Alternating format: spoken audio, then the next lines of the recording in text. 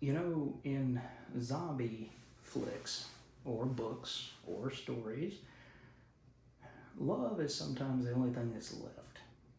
And this book that I'm about to talk about is a story about love in a post apocalyptic zombie filled world.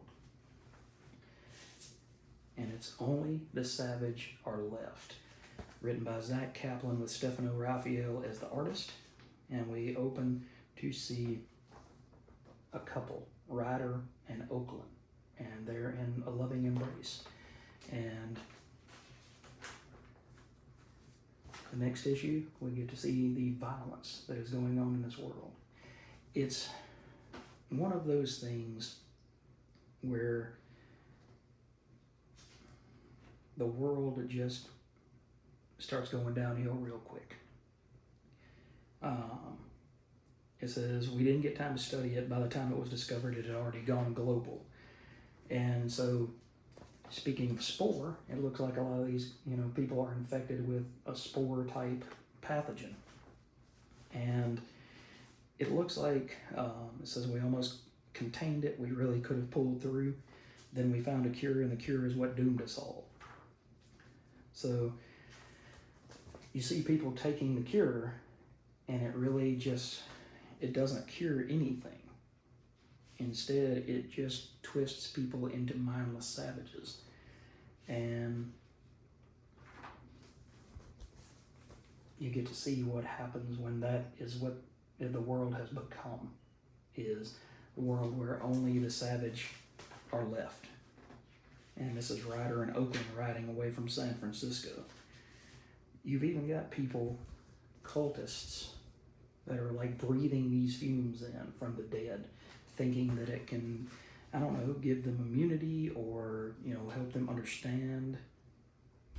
Or maybe they're just savages themselves and they're trying to go out there and kill and maim and destroy. But you even get to see the quote-unquote origin story of these two meeting each other, and they were in school. And Ryder said he was the hall monitor, but he said, I'm the hall monitor, but I didn't see you get into a fight with a girl that was going to punch you. And so they're both in trouble. And he says, I like a friend who stands up for what's right. And she said, oh, so we're going to be friends. And I guess this is probably not going to be a long ongoing, if I had to guess. So you don't get the time to world build, and you get to see here that Ryder's people have built this colony, and it's about 200 people strong. It says it's got a brewery, fresh water from the mountains, some cows and chickens. And at first you see that Oakland is still very much in love with Ryder. But then Ryder's father is sick and he needs medicine. And when they meet again, she kind of says, oh, so you're still the hall monitor. And he chuckles. Well, in the end, she says, I'll go out and find this medicine. And he says, good luck, we'll be waiting. And she says, that's all you've been doing. While you're in your sanctuary, the rest of the world is out there fighting for our lives, and we're losing everything to monsters. Wake up. And it says, not everyone gets to wait it out. And 5 days later, did she come back? Yes, she eventually made it back. But you get to see this ruined world, and that's what I really love about Stefano Raffaele's artwork, is that he shows this ruined world in such detail and what it might look like if society just fell apart. And eventually he gets attacked by one of these monsters, and he survives through the help of somebody else. And it turns out to be Oakland's father. And he says, thank God you saved me from these monsters. And he said, boy, if you don't wise up, if you don't understand what's going on by now, you have to become one of these monsters in order to live, in order to survive. And so he shows him like a claw hand that he has, somehow, I don't know if he's been bitten by one of the infected.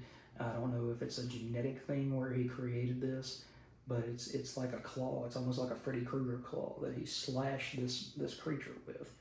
So Very interested in this. This hit all the right notes. Like I said, nothing seems to take the place of The Walking Dead. I thought White Sky was going to be it, but it's moving too slow for that. But this book might be up on the top of the register by the time it's all done. This might be one of the best books I've read this year. So, did you pick this book up this week? If you did, let me know, and hit me in the comments. Let me know what you thought about it. Was it good? Was it bad?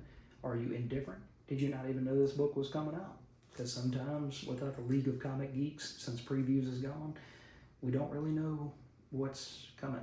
And you might miss something that will turn out to be interesting and energetic and beautiful. So that's it for Only the Savage Are Left, issue number 1. I'm going to give it 2 thumbs up. You guys let me know in the comments what you thought. Hit that like and subscribe, and come back next time for more great comic content. Again, guys, every once in a while, is there a book that you're reading that you think I should check out? Pop in the comments and let me know. If it's something that I can find easily and cheaply, I might be able to check it out, and then I'll do a video for you guys. Thanks for watching, and I'll catch you next video.